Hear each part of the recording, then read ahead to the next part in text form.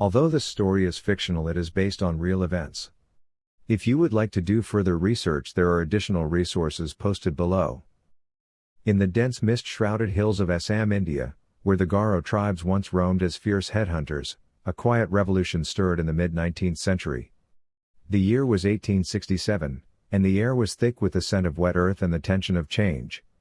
A man named Nokseng, from a village nestled in what is now Meghalaya, stood at the heart of this upheaval. His story, born from faith and forged in sacrifice, would echo across continents and centuries, carried by a simple hymn that bore his final words. Nokseng was not born a hero.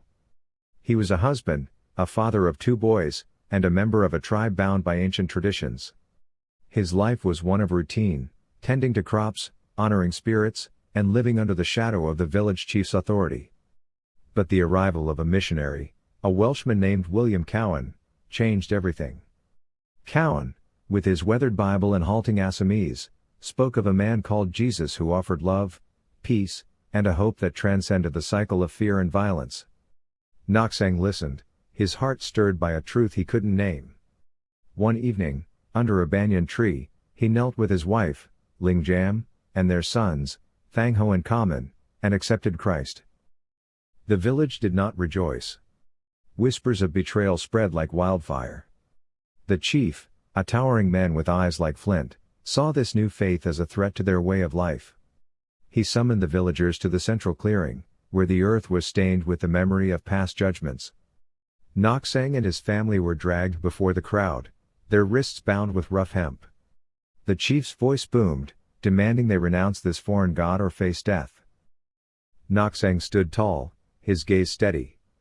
The Holy Spirit moved within him, and he spoke, his voice clear and unwavering, "I have decided to follow Jesus." The words hung in the air, simple yet defiant. The crowd murmured, but the chief's face twisted with rage. He nodded to his archers, and arrows flew.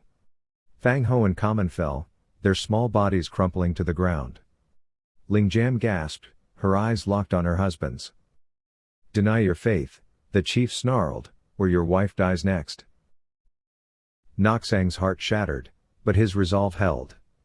He sang softly, as if to himself, "Though none go with me, still I will follow." The archers loosed their arrows again, and Lingjam joined her sons in death. The chief, his patience spent, offered Nokseng one final chance. "Renounce this Jesus, and live." Nokseng looked at the cross he could not see but felt in his soul.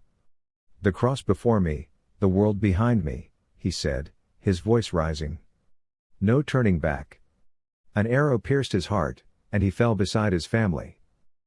Silence gripped the clearing. The chief stared at the bodies, expecting triumph but finding unease. Why would a man and his family die for a stranger from a distant land?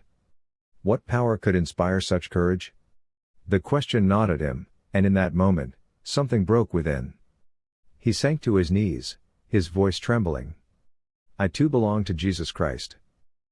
The villagers, stunned, followed their chief.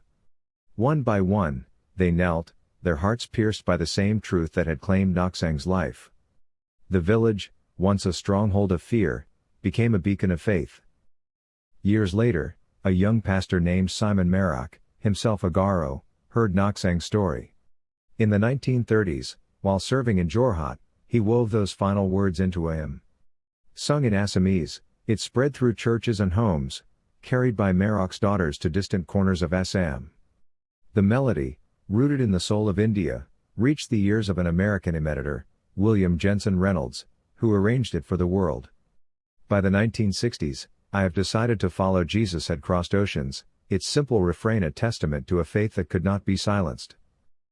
In 2025, a pastor named Chad Roberts stood before a congregation in Tennessee, holding a t-shirt emblazoned with "I have decided." He had just returned from India, where he met students training to plant churches in the face of persecution. One, echoing Nokseng's resolve, asked for prayers to serve Jesus until his last breath. Chad's voice cracked as he shared Nokseng's story, urging his church to pray for those who still face the cross in India's northern hills, where churches burn and believers stand firm. Nokseng's sacrifice, like a seed buried in Assam's soil, had grown into a global hymn, a reminder that faith, though costly, can change the world. No turning back.